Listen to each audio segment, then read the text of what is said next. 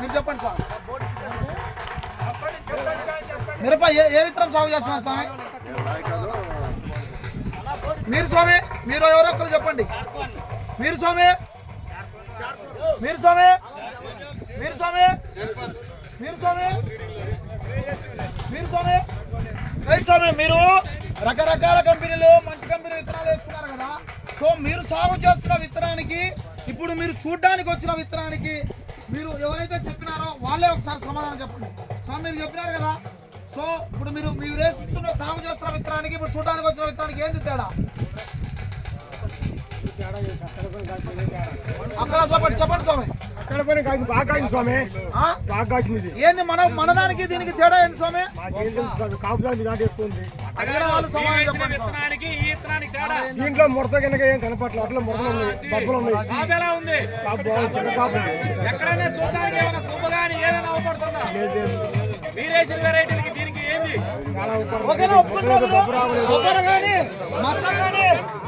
ఎక్కడైనా రాజీ పడిందా భీష్మా? ఎక్కడైనా తప్పు చేసిందా భీష్మా? స్వామి తడబడుతుందా విత్తనము? ఎక్కడైనా పిన్నిస్ రాలిపోతే ఇంత కాపు కనబడుతుందా మనకు? స్వామి మీకు ముందే చెప్పినా మీలో మాట్లాడుకోవద్దని.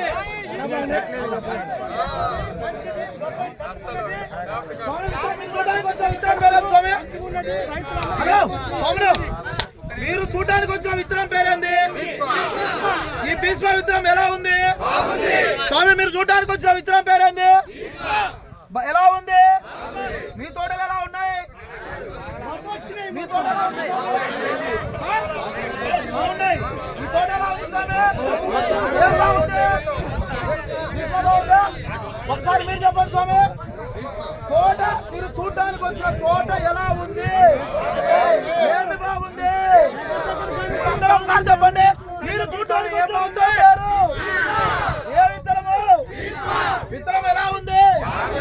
వేసుకోదగ్గ విత్తనం దాంట్లో తిరుగులేదు. దగ్గర దగ్గర కడుపు.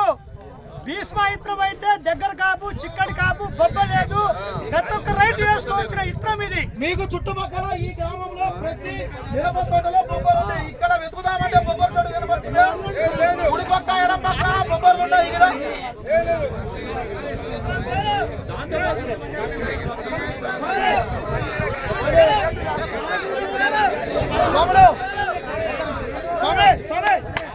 పోగా లాస్ట్ గా ఈ భీష్మ విత్తనం బాగుంది అంటున్నారు కదా.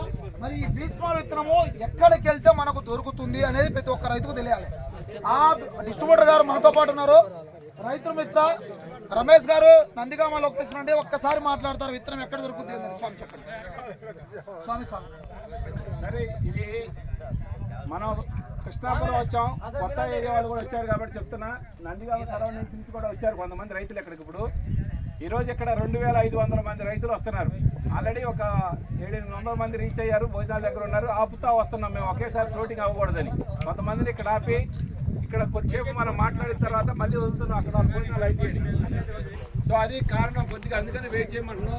మనం హడావుడిగా ఒకేసారి అక్కడికి పోతే నెట్టుకోవడాలు అయింది కాబట్టి కొంచెం స్లోగా ఉండండి. విత్తనం గురించి తెలుసుకోండి. వచ్చిన పని ఏంటి అనేది మనం ముఖ్యం. మనం వచ్చిన విత్తనం గురించి తెలుసుకోవడానికి కాబట్టి కొద్దిగా ఒక 5 నిమిషాలు కేటాయించండి. ఈయన బాలరాజు గారు అని ఈ పొలం ఓనర్ గారు. ఆయన ముందు ఈయనకు ఒకసారి అందరూ తప్పెట్టి కొట్టాలి.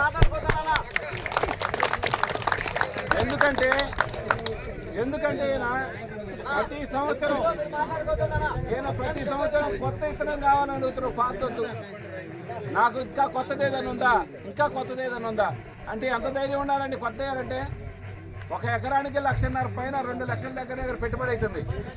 పూర్తిగా చూడని విత్తనాన్ని ఇవ్వమంటాడు. నీకు నమ్మకం ఉండే కంపెనీని ఇవ్వమంటాడు. ఎనిస్టా సీడ్స్ వాళ్ళది భీష్మ ఇచ్చాయి ఈ సంవత్సరం. ఇచ్చిన తర్వాత ఊళ్ళోకి వస్తే చూడటానికి వస్తుంటే అన్నారు, అన్న మా చేలన్నీ వైరస్ వచ్చినాయి అన్న. ఎక్కడ అడిగినా, ఏ ఇంట్లో అడిగినా మీరు అడగండి, ప్రతి చేలో వైరస్ ఉంది ఈ ఊర్లో. ఈయన ఎట్టా ఉన్నాడు అనుకుంటా. ఈయన ఇంటికి వచ్చిన తర్వాత ఈయన అడిగితే నా చేలో ఒక్క పక్క చూపించు చాలన్నాడు.